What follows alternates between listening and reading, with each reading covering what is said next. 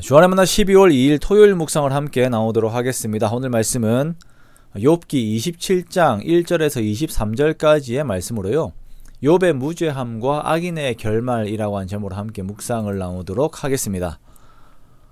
오늘 본문에서는 욥 자신의 무죄함에 대한 호소와 함께 악인들의 결말에 대해 말씀을 하고 있습니다.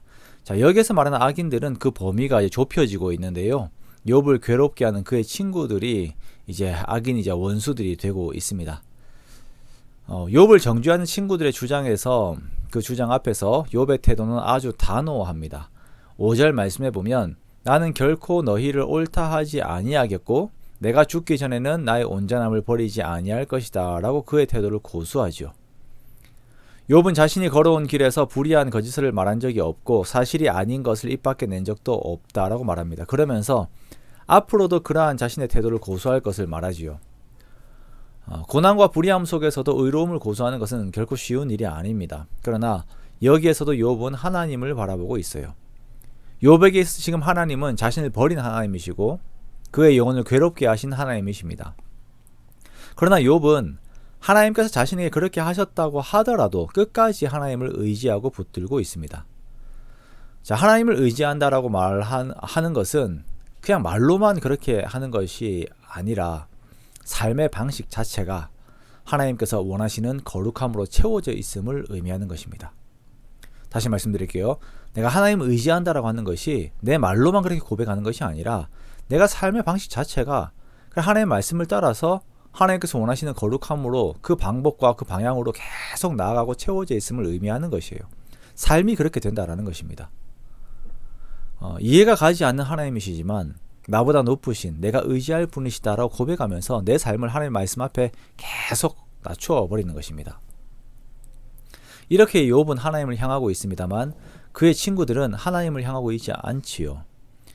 자, 욥은 이제 정말 원수이자 악인이 되어버린 그의 친구들에게 하나님의 운행법칙에 대해 가르치고자 합니다. 그리고 하나님 앞에서 악한 자들, 하나님에 대해 말을 하지만 정작 하나님을 두려워하지 않는 자들의 결과에 대해서 말을 합니다.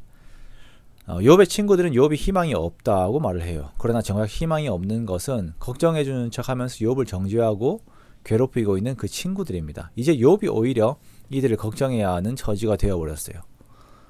욥은 악한 자들의 결말에 대해 말을 합니다. 그들이 부르짖어도 하나님이 대답하지 않으실 것이다. 그의 자손은 번성하여도 칼을 위함이요 그의 후손은 음식물로 배부르지 못할 것이다. 남은 자들은 죽음의 병이 돌 때에 묻힐 것이다. 그들의 과부들은 울지도 못할 것이다. 그가 은을 티끌같이 쌓으면서 재산을 모아도 그 모든 것들은 의인들이 차지하게 될 것이다. 두려움이 물같이 그에게 닥칠 것이요 폭풍이 밤에 그를 앗아갈 것이며 동풍이 그를 들어 올릴 것이다. 그는 사라질 것이고 그의 처소에서 그를 몰아낼 것이다. 하나님이 그를 아끼지 아니하시고 던져버릴 것이고 사람들은 그를 바라보고 손뼉치고 그의 처소에서 비웃을 것이다 라고 말합니다. 그렇지요. 사람들은 지금 자신이 누리고 있는 결과물들을 두고 자신들의 선함을 증명하려고 합니다.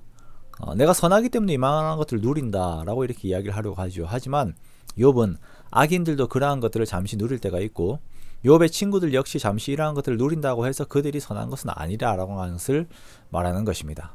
자, 그러므로 이들은 욥을 정죄하며, 이들이라고 하는 욥의 친구들요, 자, 이들은 욥을 정죄하며 욥이 받을 징벌에 대해서 고민할 것이 아니라 욥을 괴롭게 하고 있는 자신들이 받을 하나님의 그 징계, 악한 자에 대한 하나님의 운행 법칙을 두려워해야 합니다. 근데 안타깝게도 욥의 친구들은 그것을 못 보고 있는 것입니다. 어제도 말씀을 드렸지만 사람은 말씀과 또 세상의 원칙들을 자기 자신에게 적용을 시켜야 합니다.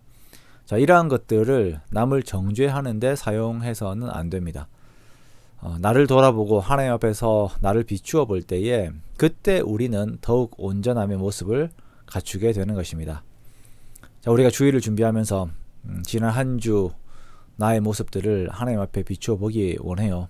그렇게 하나님 앞에서 결산을 받고 또한 하나님 앞에서 더욱 정결하게 되는 저와 여러분의 복된 삶이 되시기를 주님의 이름으로 축원합니다.